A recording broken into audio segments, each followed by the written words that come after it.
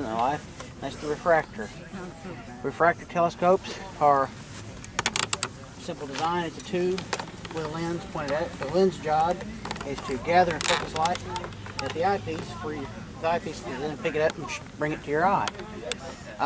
Refractor telescopes, like I said, are a very simple design in that it's a tube with a lens, and up to about 6 inches, they're generally inexpensive and easy to make. Past 6 inches, making an accurate enough lens past 6 inches starts getting extremely expensive because you start going up in thousands to tens of thousands of dollars at that range. One of the first telescopes used in astronomy was a refractor. Galileo used it to map the early, draw some early maps of the moon and see the rings of Saturn. His telescope wasn't very good, but it allowed him to, do what he did. Then along came Sir Isaac Newton and invented the reflector telescope. The reflector telescope is simply a tube with a mirror mounted in the very back of it. It focuses and bounces light up to a mirror in the front, which then bounces that light up into the eyepiece for presentation to your eye. The thing about these telescopes, large mirrors can be made inexpensively, a whole lot less expensively than lenses. It's not uncommon to get a 10 or 12 inch telescope and still be less than $1,000. The problem then comes in, another trade-off, is that magnification power. Every telescope has what's known as a focal length, and that's the path the light takes through the telescope.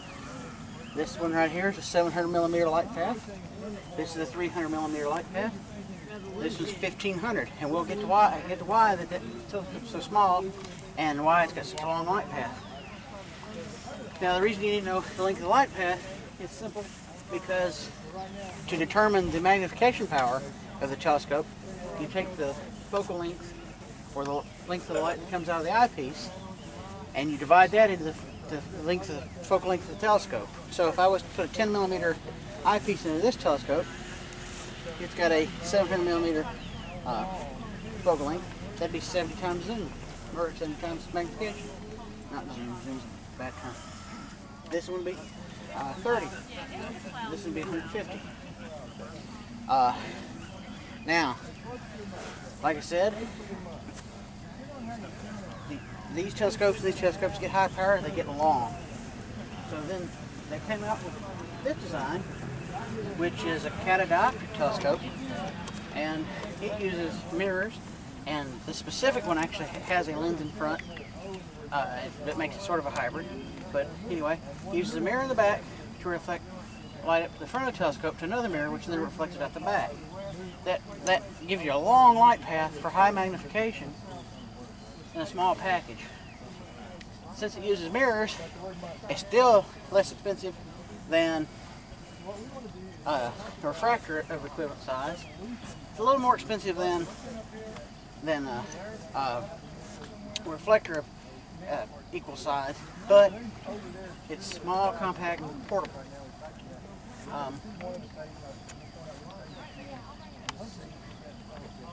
All basic parts of telescopes, we covered mirrors and lenses, but there's also other parts. Most telescopes will have some sort of star finder, or in this case a sight finder, to help you locate objects in the sky, because even at relatively low power, the section of the sky you're looking at is really small. It's like most times it's like looking through a straw trying to find something, holding the straw up to the sky. Very difficult. So you have one of these that's aligned with the telescope. That way, when you get in the center of this, it should be near the center of the telescope's field of view, which helps make it easy to find. The other part is the focusers, which these telescopes have very visible focusers. And this one, the focusing mechanism is actually inside the scope, but there's the knobs at the bottom. Of course, then you got some telescopes, like refractors, and this telescope have star diagonals, which bend light to make it easier, to keep it in a position that's easier for you to look at, and it allows you to rotate it if you needed to. This telescope doesn't. And then of course you've got eyepieces. And their whole function, like I said, is to take the focus light and present it to your eye. Then you've got the telescope mount, which all these telescopes, including the ones the other guys have brought, are altitude azimuth mounts. What that means is that the telescopes move in altitude and azimuth to track objects. And as they do, while it's an easy way to track objects, it's not necessarily the smoothest and best way. There's another kind of mount called the equatorial mount, which actually aligns with the north celestial pole, which is, for all intents and purposes, basically Polaris. Not exactly, but it's with a few degrees. So you would set the telescope up, get it aligned with Polaris, and then you could track objects through the sky using one smooth motion instead of two motions. Objective, it does two things. Alt-Az mount, as you track objects through the sky, the object tends to want to look like it's flipping over in the sky as it goes over, just because of the way it moves the telescope. The equatorial mount doesn't suffer that problem because the way it moves the telescope with the sky, it always keeps up, up, down, down, which is relatively speaking. And like I said, it's just easier to track in one smooth direction than two. Let's see.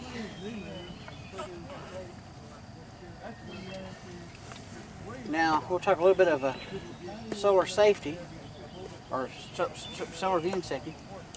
You can view the sun with a telescope. However, you have to have a proper solar filter. Now, some telescopes come with solar filters that fit on the eyepiece. Don't ever use those. They're very dangerous. Light, when focused to a telescope, can melt metal, can melt glass, can melt plastic. One of the best examples of what a telescope can do is that a museum director had a group of students out, and he was showing them just how dangerous it could be. He put a grape on the ground, pointed a telescope at it, and vaporized the grape with the telescope, just using the light of the sun. So imagine that's your eye. To properly and safely view the sun, you have to have a solar filter that fits snugly on the front of the telescope. And what that does, in this particular model here, blocks 99.999% of the light coming through. So very little light actually makes it through, but it's still enough to get a great bright view. I mean, if I was pointing at the sun, it would still be a bright view, and you could still see the sun just fine. The problem with those eyepiece ones, eyepiece solar filters, is they're right there where the telescope's focusing the light. They're right there where they're going to get hot, they're going to break. And when they do, there's nothing between you and the sun anymore. So your eye becomes the grape. Now we're going to move on to a type of telescope that is, this was based off of a old satellite dish, but it's representative. You've probably seen shows on TV where they show the radio telescopes, and they're just big satellite dishes. And this right here is a complete set minus the power pack, because all a radio telescope is some sort of antenna, which is in here. This one just happens to have a dish to focus the radio waves, and a receiver. This satellite finder receives the signal from the dish to let me know when I found a target. Now, this one's not working quite right at the moment, but it will detect heat from the ground, and it'll detect people. Sometimes it'll detect the sun, but it's designed to detect radio frequency radiation, and which in this case is called black body radiation, which all objects give out is basically heat. So that's what this is an example of.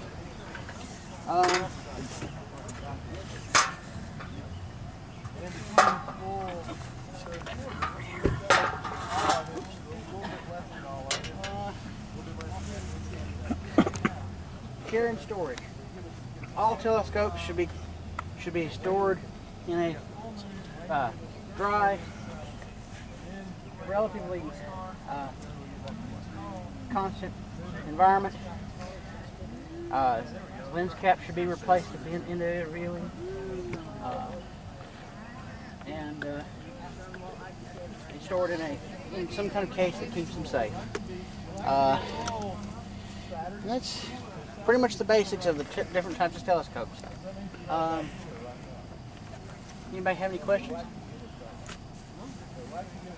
Yes. Well, the scope itself is called a cut diopter. It's the actual brand is a Celestron, and the model is the Nexstar 6SC. It's a 6-inch telescope. Any other question? Okay. What is that dial, like phone-looking thing at the side of the telescope? Where? The remote. Yeah. That actually, that actually controls the telescope.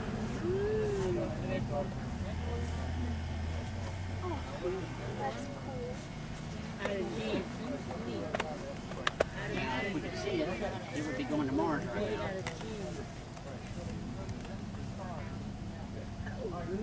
Of course, it's still a little bit too bright. Back to the moon. So when you set this up, you orientate it toward Polaris, and then from there it goes. This one you actually, Or does it? Is it? you either line it on GPS type stars. thing? Well, this one you actually it aligns on stars, or you can do a solar system alignment, which you pick an object out of the solar system, like I picked the moon, which is in the clouds. But yeah, and then once you pick an object, it then has a map built into it of the sky, and it knows I could go this many steps up, this many steps over to find what I'm looking for. So in other words, like if you're going to set it on the moon, then you physically have to look through there and center the moon, Yeah. and basically set And matter of fact, it tells reset you here, or whatever. Yeah. It tells you here first center of the moon. Now align it in the center of the object. Okay, I got you. And then now it works best if you can get 3 stars because they're pinpoints, so they're more accurate. Because the moon's a 2-degree object. That means you've got 2-degree chance of getting error, which in the sky, that's a big error. So if you find the Big Dipper or Orion or something like that, that you could.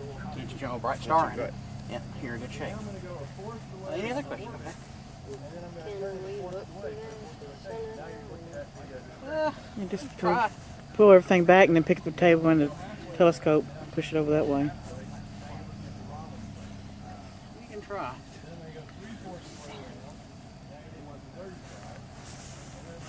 Hopefully none of our eyes just point on others. But that would be so cool. What is? Pull the stuff off the table, and then move the table and the telescope over there. I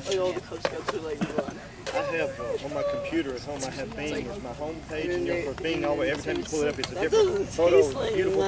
And middle of last week, I think, it was a solar flare. It was really cool, and it was animated. I mean, you could see the thing coming out, and it's an eruption on the sun. I mean, it was really cool.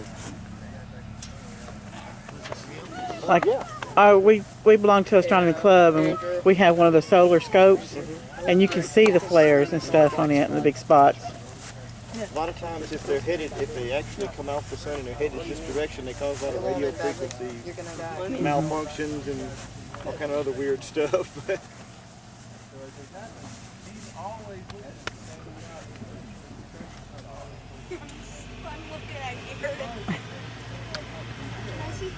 You don't like what you see? Hey, don't breathe down in it. You'll fog up the vent. Guys, screw the chop.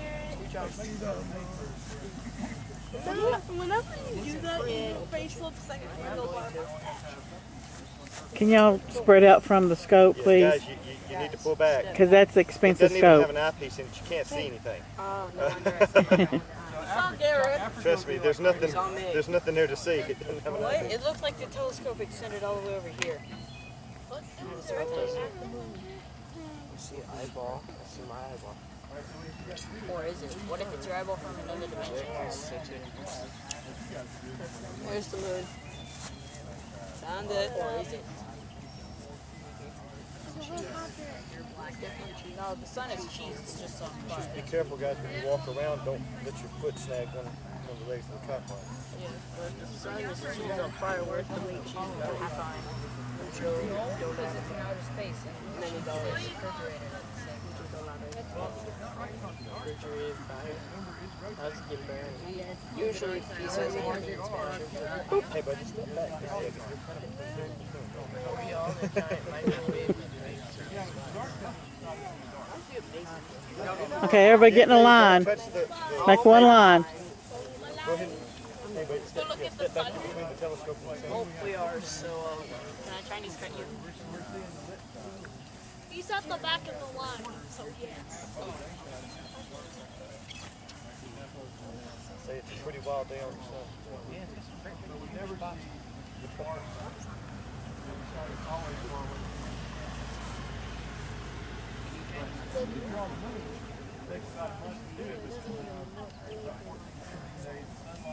Oh, cool.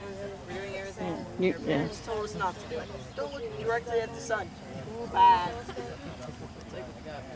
Well, sucks for you.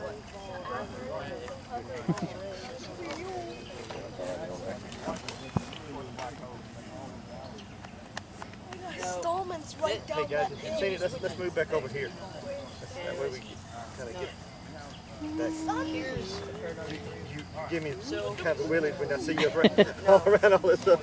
What is it? You know, a tripod is a unique device that will allow your instrument to fall in 3 different directions. Yes. So one of 3 different directions. Shaped by the barber, but there's only one barber in town. So, who shapes the barber? Man, please. He used to work for a photographer, and that was a constant thing, snagging legs on him. All right, guys, come on. Let's step over here. Who knew he was in Guatemala? Oh no, the game coming back. Oh, I have a paradox. The person goes back in Here, guys, All right, guys, come on. Let's go. gets married. Hurry up. The sun is going down. If he was able to have his dad. Look where he's hitting. Get out of there. So the grandpa that exists because it wasn't able to kill him. But then he would exist. And then there's the most famous one, the God paradox. So what if God made stone that was too heavy for him to lift? But the thing is, it's like the paradox is God is almighty, but what if he made something that he can lift? I only saw half of it. Please don't. Me, That's all I see the sun. You see where I'm going with that? He's able to Now they're looking at the sun right now. He'd outrule So himself. he would of course be uses able. mental powers. Yeah, he's just a second power. I mean, It would just vaporize everyone. well, I mean, yeah, but since God is almighty, of course he could do that. But I'm gonna sit down. that That doesn't. That it's like There is child. so there is child. He's running cold. Y'all ready over here? Tell us. Wait, so you don't know how to pick the sun? Ready? No, I do. Looking at the sun right now. Ben, can you ask some questions real quick? You ready? Sure.